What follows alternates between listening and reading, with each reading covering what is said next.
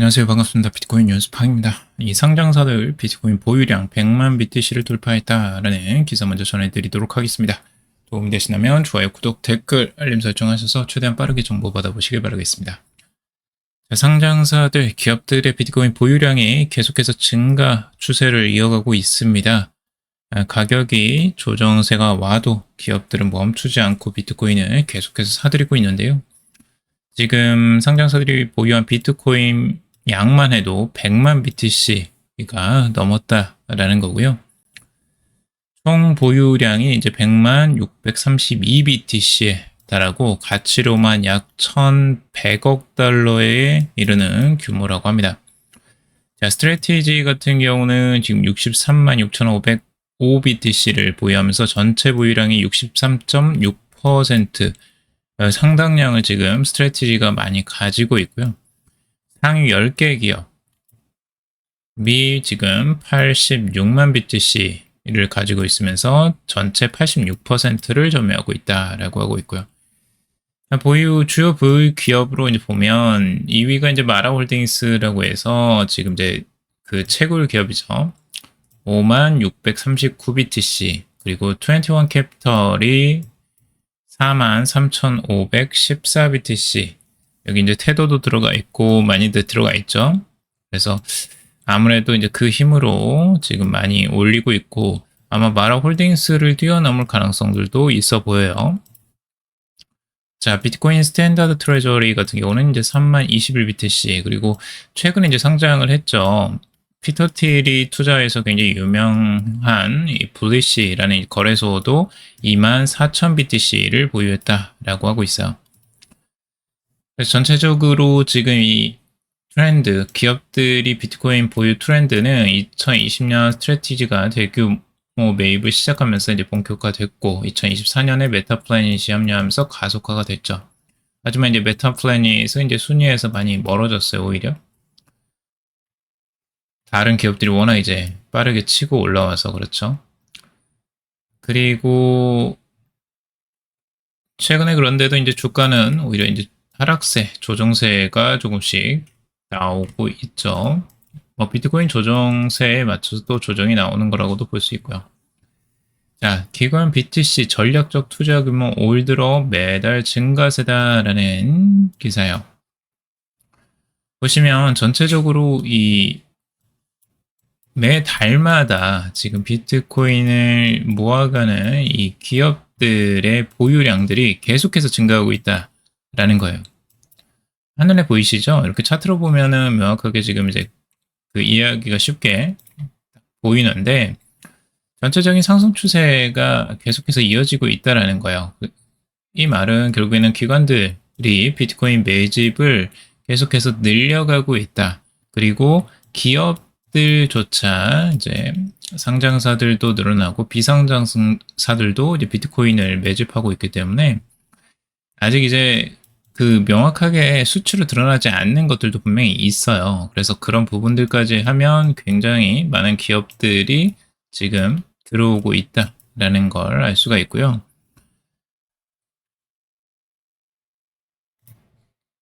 자, 그런데 여기서 이제 찬물을 끼얹는 소식이 하나가 나왔어요. 지금 나스닥에서 주가 부양하려 암호화폐 투자하는 기업 대상으로 심사를 강화하겠다라는 이런 내용이 나왔습니다. 나스닥 상장 기업 중 자본을 조달해 암호화폐를 구매하고 이를 통해 주가를 끌어올리려고 하는 기업들에 대한 심사를 강화하고 있다라고 하는데, 나스닥은 일부 기업들의 주식 발행을 통해서 암호화폐를 매수하기 전 반드시 주주 승인을 받도록 요구한 것으로 전해졌다라고 하고 있어요. 나스닥은 기업이 규정을 준수하지 않는 경우 해당 주식의 상장 폐지도 검토한다라는 계획이라고 합니다. 근데 이제 주주 승인이라는 건 결국에는 이제 대부분 이제 과반 이상의 표결로 일어날 수도 있겠죠. 그러니까 이제 아무래도 대주주의 이제 포지셔닝이 얼마냐에 따라서 많이 달라질 것 같긴 해요. 이런 부분은. 근데 결국에는 이 부분이 그렇다고 해서 이 암호화폐를 매수하는 것 자체를 이제 금지하는 건 아니거든요. 결국 이제 주주의 승인을 받고 암호화폐를 매수하라라는 거예요. 그리고 이제 그 규정이 조금 더 이제 까다로워졌다라는 부분이지 암호화폐 자체를 매수하지 못하는 건 아니다. 그러니까 중장기적으로는 이제 시간이 조금 더 딜레이가 있겠지만 그럼에도 불구하고 암호화폐에 투자하는 기업들은 계속해서 증가할 가능성이 높다고 보여집니다.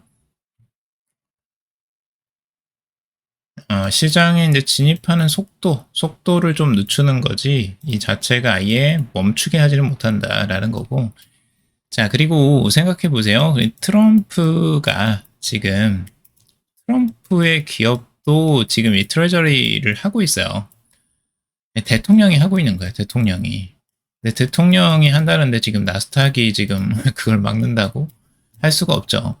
결국에 이제 이 부분은 좀 더 크게 생각해 볼 필요가 있고, 그래서 이런 이제 규제나 이런 것들이 나왔을 때 단기적인 출렁거림은 있을 수 있지만, 이제 기업 자체가 그걸 하지 못하게는 어려울 것이다 라고 보고 있습니다. 자, 그리고 지금 비트코인 상장 기업 보유 수가 여기 나오네요.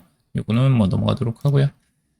그리고 이더리움 4,400달러 앞에서 주춤, 샤프링크는 83만 개 쓸어 담았다라고 하고 있습니다. 자, 계속해서 쓸어 담고 있어요. 실제적으로 지금 이 샤프링크 게이밍도 39,008개 이더리움을 추가 매수했다라고 하고 있죠.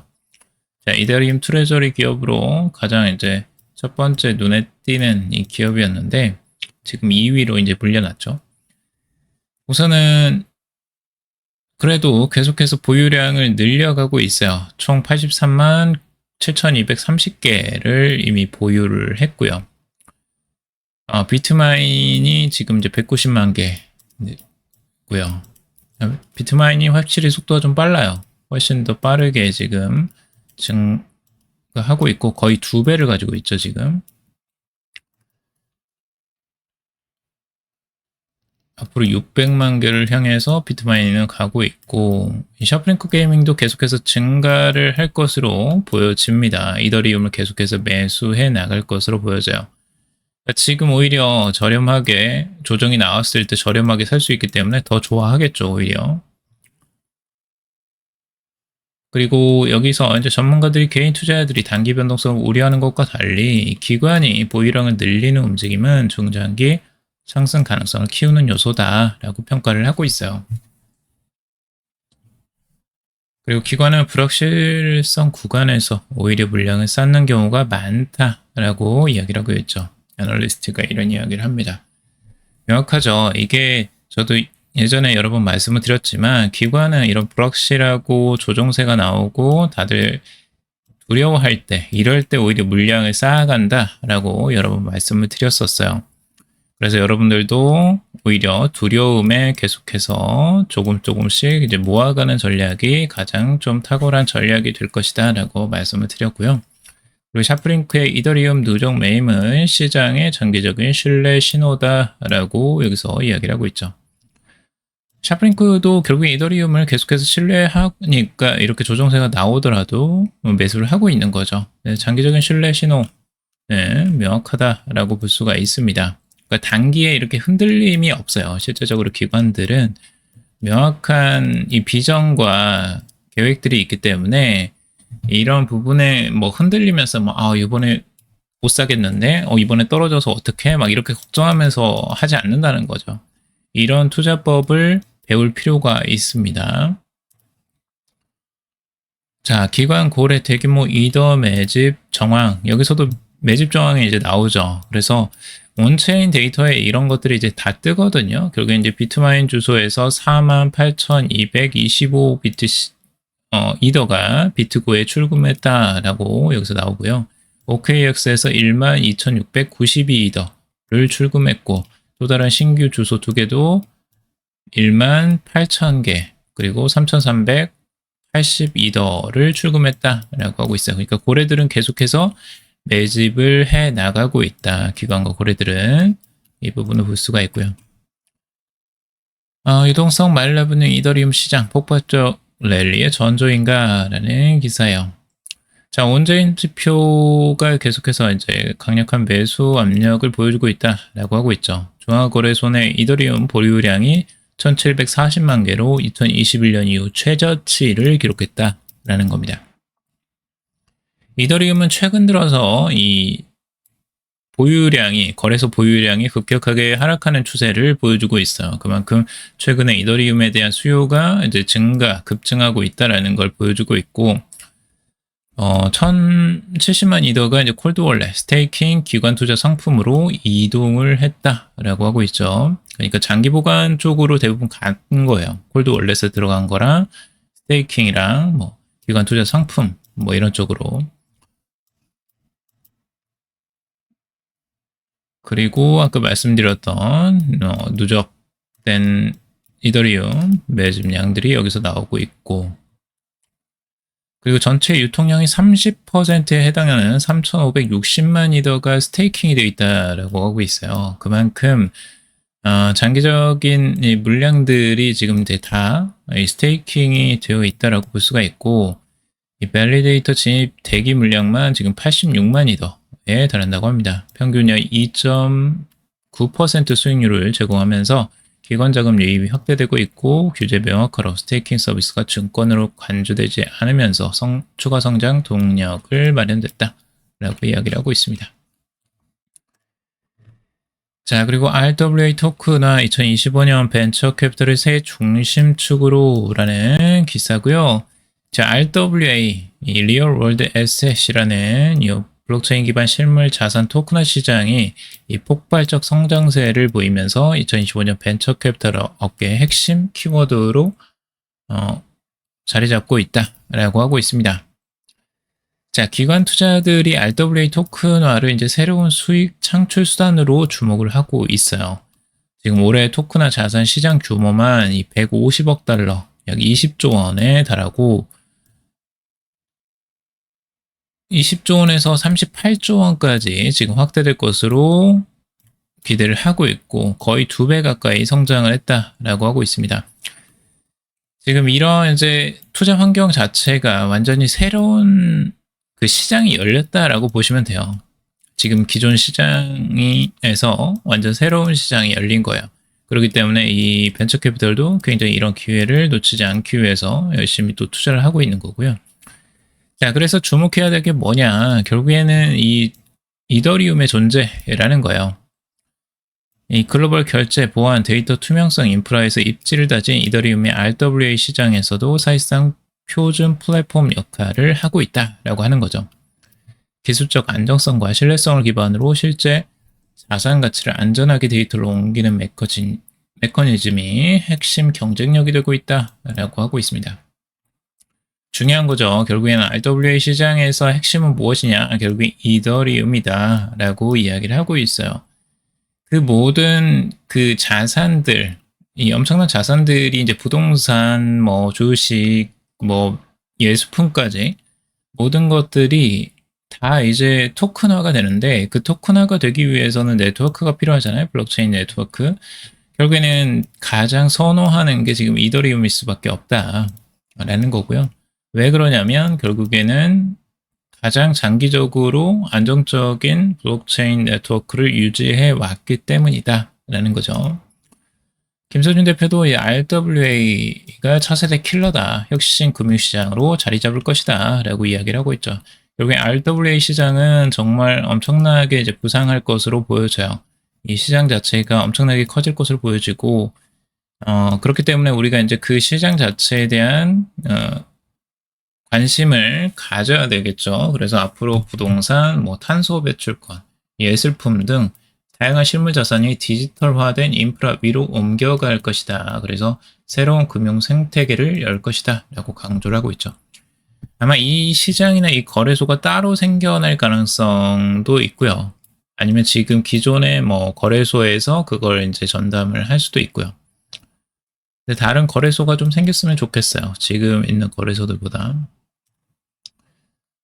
자, 기업 고객 평균 수익 22% 비트코인의 재투자 리버 보고서라는 기사고요. 자, 이게 이제 무슨 기사냐면 실제적으로 이제 비트코인 금융 서비스를 제공하는 기업에서 이제 자사 기업 고객들이 평균 수익의 22%를 비트코인에 재투자하고 있다라고 이야기를 하고 있어요. 그러니까 수익이 난 것의 22%를 다시 비트코인에 재투자를 하는 거예요. 그만큼 이 비트코인에 대한 믿음이 강하다라는 걸 보여주는 거고요. 그래서 이 고객사 중에 15%가 일부 이익을 비트코인에 재투자하고 있다. 그래서 호텔, 금융, 소프트웨어 업종도 이익의 8에서 10% 비중을 비트코인에 할당하고 있다라고 이야기를 하고 있죠. 굉장히 다양한 업체들이 있어요. 뭐 금융업계도 있고 헬스장도 있고 종교 비영리 단체도 있다고 합니다. 종교단체도 비트코인을 투자하나 봐요. 대단한 발전입니다. 전체적으로 이런 투자들이 계속해서 증가해 나가는 걸 볼 수가 있고요.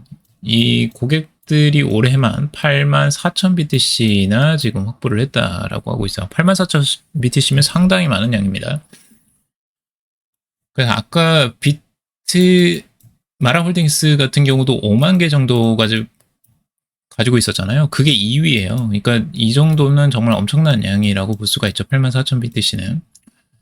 그래서 이것들이 지금 이제 하나의 트렌드가 지금 되고 있고, 여기서 이제 보면 중소기업들이 이 고객들이 많다고 해요. 이들이 이제 비트코인에 투자를 적극적으로 하는 이유는 결국엔 진입장벽이 이제 낮다는 거죠. 의사결정 과정이 조금 더 이제 수월하고, 실제 뭐 엄청난 대기업들은 의사결정에서 이제 위원회 기반으로 대기업들은 이제 이런 부분들, 이사회를 거쳐서 무언가를 해야 되기 때문에 이게 쉽지가 않아요. 결정 내리기가. 그래서 그런 부분들 때문에 지금 이제 중소기업들에서 적극적으로 지금 비트코인에 투자를 하고 있다라고 이야기를 하고 있죠. 근데 이제 이게 인식이 변화가 되면 그때부터 이제 조금씩 달라질 거라고 보고 있어요. 특히 이 부분이 재밌는데요. 미국인의 6%만이 비트코인 공급량이 2,100만 개로 제한되어 있다라는 사실을 알고 있다라고 지적하고 있는데 6%나 알고 있을까요? 저는 6%도 안 될 거라고 생각되는데 2,100만 개라는 이 숫자까지 알고 있을 정도면 비트코인에 그래도 꽤 관심을 가지고 있는 사람들일 거라고 보여지고요. 또 다른 조사에서 60%의 미국인이 암호화폐에 대해 아무것도 모른다고 인정한 바가 있다라는 거예요. 아무것도 몰라요, 60%는. 그 정도입니다. 지금 이제 시장이 얼마나 초기 단계인지를 보여주는 거예요. 지금 뭐 비트코인이 막 떠들썩하게 이렇게 막 뉴스에서 나오는 것 같고, 우리가 보기에는 뭐 굉장히 주류인 것 같잖아요. 여러분들 뭐 지금 이 방송을 청취하시는 분들 같은 경우는 비트코인에 거의 뭐 메인에 있을 가능성이 굉장히 높으실 텐데, 전 세계적으로 보고 미국 안에서 보더라도 이게 거의 마이너예요. 아직까지도 마이너예요. 이 정도면은 사람들이 거의 인식을 제대로 못하고 있다는 거잖아요. 그러니까 그 정도로 앞으로 확장 가능성이나 이 성장 가능성이 충분히 있다라고도 볼 수가 있는 거죠. 자, 그리고 수익그룹 홀딩스라는 곳에서 2천만 개를 수익을 추가 매입했다라는 소식이에요. 이제 수익까지 갑니다. 솔라나도 이제 생겼고, 뭐 XRP도 있고, 뭐 이더리움도 있고, 비트코인도 있고 다 있는데 이제 수익까지 내려왔어요. 정말 이제 다양하게 갑니다. 모든 알트코인들이 아마 이렇게 다 하는 지경까지 갈 것 같아요. 이렇게 다 하다가는. 자, 수익그룹 홀딩스라는 곳에서 이제 수익 블록체인 네트워크 내 보유량을 이제 확대했다라고 하면서 2천만 개 토큰을 추가 매입해서 총 보유량이 1억 180만 개로 늘렸다라고 하고 있어요. 시가 기준으로 약 4,780억 원. 이야, 엄청나죠? 4,780억 원이에요. 약 3억 4,400만 달러 정도를 매입을 한 거예요. 수위를. 수위는 뭐 지금 가격도 뭐 그렇게 재미도 없고 되게 지루하게 흘러가고 있어요. 대부분 다 알트코인들이 대부분 이렇죠. 뭐 지금 뭐 올라가지도 못하고 크게 내려가는 건 아니지만 그래도 막 이제 내려온 상태에서 조금 반등하고 살짝 움직이고 있는 정도. 재미없는 상태죠. 근데 지금 이제 요게 이 기업이 이제 수위라는 이름을 달고 있잖아요. 그래서 뭔가 해서 이제 조금 더 자세히 살펴봤어요. 여기 이제 살펴봤더니 나스닥이 원래 상장사였던 이제 밀시티 벤처스라는 곳이 수익 홀딩스 그룹으로 이제 사명을 변경하고 이제 거래를 시작했다라는 거예요. 이거 딱 보니까 이제 냄새가 나죠. 아, 이 수의 홀딩스에서 이제 수의 재단의 공식 지원을 받았구나. 이걸 이제 명확하게 이야기를 하고 있어요. 이렇게 보면 이제 수의 재단도 이제 앞장을 서서 직접 트레저리 전략을 이제 쓰겠다라는 거예요. 수의를 메인으로 하는 이 보유 전략을 가져가는 상장사를 하나를 출범시키겠다. 결국 이제 자금도 있겠다. 수의도 있겠다. 우리 수의를 너한테 줄게. 그러면은 이제 파는 개념이긴 한데 자기가 이제 투자한 기업에 파는 거잖아요. 그러니까 어차피 자기 돈에서 자기 돈으로 가는 그런 느낌이에요. 근데 이제 그런 느낌인데 이게 의미가 좀 남다르죠. 이게 그냥 내다 팔아버리면 시장에 내다 팔으면 별로 좋지는 않은데 이게 이제 상장사가 뭐 수위를 들고 간다라는 이런 상징성 그리고 만약에 이 수위 홀딩스라는 그룹이 상장사가 주가가 올라갔을 때 그 얻는 수익까지 이제 고려한 거죠. 이런 부분까지 고려해서 지금 이 기업을 아마 매수를 한 것 같고요. 공식 지원을 하는 것 같고, 뭐, 그 뒷배경은 아직 자세히 나오지는 않았어요. 근데 여기서 보면 명확하게 이제 그런 거래들이 확실히 있었겠구나라는 생각이 들어요. 왜냐면 수위를 이제 좀 더 저렴한 가격에 매수할 수 있게 해준다라고 여기서 이야기를 하고 있죠. 시장 가격보다 할인된 가격으로 잠금 상태의 토큰을 취득했다라고 하고 있죠. 그러니까 수의 재단에서 이제 저렴하게 이쪽으로 이제 보내주는 거예요. 수의 홀딩스 그룹 쪽으로. 그렇게 해서 여기를 이제 키우려고 하는 것 같고요. 과연 이게 이제 성공을 할지는 수의의 성공에 달려 있겠죠. 수의가 얼마나 성공할 수 있느냐. 그거에 달려 있을 것 같고, 이런 알트코인을 통한 이제 트레저리 전략, 직접 알트코인 발행사에서 이렇게 지원해주는 전략들이 늘어날 가능성이 커 보이죠. 이런 것들. 앞으로 다른 알트코인들도 아마 꽤 나올 것 같아요. 이런 부분을 보면. 그래서 과연 이게 이제 성공을 할지는 한번 지켜보시길 바라고요. 솔라나도 이번에 뭐 계속해서 이런 긍정적인 내용들이 계속 나오는데 지금 솔라나는 이제 미결제 약정이 사상 최고치인 136억 8천만 달러에 도달했다. 그래서 기관 수요와 장기 성장성에 대한 신뢰가 커지고 있다. 라고 이야기를 하고 있어요. 그래서 미결제 약정 사상 최고치라는 건 이제 거래자들이 솔라나 상승에 대규모 자금을 걸고 있음을 보여주는 신호다. 그래서 최근 승인된 알펜글로우 업그레이드가 핵심 촉매로 작용했다라고 하고 있어. 이 알펜글로우 업그레이드는 이제 최종 확정 시간을 기존 12초, 거래 확정 시간을 이제 12초 이상에서 150ml초로 단축을 시켰다라는 거예요. 그래서 속도가 굉장히 빠르게 갈 수 있다라고 보고 있고, 초당 10만 7천 건 이상의 거래를 처리할 수 있는 속도와 결합해서 고빈도 고려와 대규모 기관 활용에 적합한 블록체인으로 이제 부상을 했다라고 하고 있습니다. 계속해서 이제 좋은 그 블록체인들이 나오거나 아니면 솔루션들이 나오고 있는데 업그레이드를 하면서 이 부분에 대한 탄력을 더 받는 것으로 좀 보여집니다. 과연 솔라나 가격은 이에 동반해서 상승할 수 있을지 한번 지켜보시고요.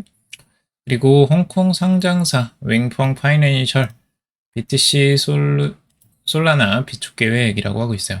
자, 윙펑 파이낸셜 제가 여러 번 말씀드렸는데 마윈이 투자한 회사라고 했었죠. 마윈이 공동 설립한 윙펑 캐피털과 연결된 이제 투자사라고 보는데 여기가 지금 이제 비트코인을 트레저리 한다라는 이야기가 나왔어요. 그리고 1만 이더를 먼저 이제 1만 이더를 매수를 했고 그 다음에 이제 비트코인과 솔라나도 비축할 계획이라고 해요. 여기는 이제 전방위로 그냥 다 투자를 하려나 봐요. 비트코인도 하고 솔라나도 하고, 그래서 솔라나도 여기에 이제 들어갔다라는 거, 요거 조금 이제 특이한 점이죠. 일반적으로는 비트코인이나 뭐 이더리움에 대부분 기본적으로 하는데, 솔라나까지 여기에 포함을 시켰다는 거 조금 이제 다른 부분이고요. 자, 오늘 여기까지 정리해봤습니다. 여러분들 도움이 되셨길 바라고요. 도움이 되셨다면 좋아요, 구독, 댓글, 알림 설정하셔서 최대한 빠르게 정보 받아보시길 바라겠습니다. 그리고 지금 이제 비트코인도 전체적으로 추세가 다시 좋아지고 있네요. 그래서 아주 조용하게 바닥을 다지면서 다시 반등을 하려고 하는 이런 움직임들, 좋은 흐름들 나오고 있습니다. 과연 이제 상승으로 방향을 전환할지 아니면 여기서 횡보를 다시 한번 이어가서 지루한 시간을 또 보내게 될지는 한번 지켜보시길 바라고, 자, 어느 정도 바닥을 좀 찍어주고 올라가도 괜찮을 것 같습니다. 그동안 이제 계속해서 여러분들에게 말씀을 드렸었죠. 바닥권 여러분들이 하락했을 때 점진적으로 분할 매수 하시는 게 좋다라고 여러 번 말씀을 드렸어요.